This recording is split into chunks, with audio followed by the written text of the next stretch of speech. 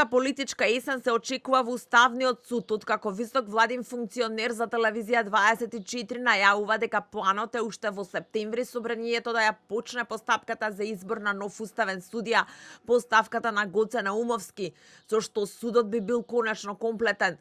На комплетирање на судот чека и одлуката за дел од оспорените одредби од Законот за употреба на јазиците, кој што е со најдолг стаж на чекање во судот, односно предметот е од 2018 година.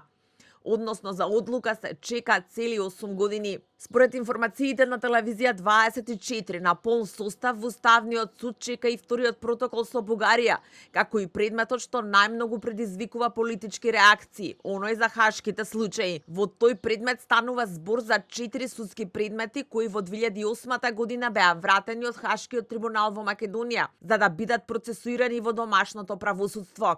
Делата се однесуваат на 13 киднапирани македонци од страна на ОНА или случајот Непроштено, затворањето на вентилите од Липковското езеро, малтретирањето на градежните работници на градежното предпријатие Маврово и за делата на командна одговорност на раководството на ОНА. Сите тие се сторени за време на конфликтот во Македонија во 2001. Од судот само официјално најавуваат со што ќе стартуваат во септември.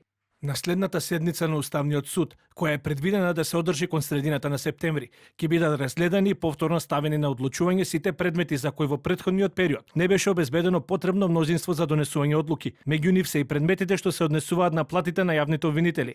Изборниот законник. Предметот за хашките случаи веќе предизвика низа реакции. Лидерот на ДУИ Али Ахмети во интервју за Коха Каст го квалификуваше како исклучиво политички.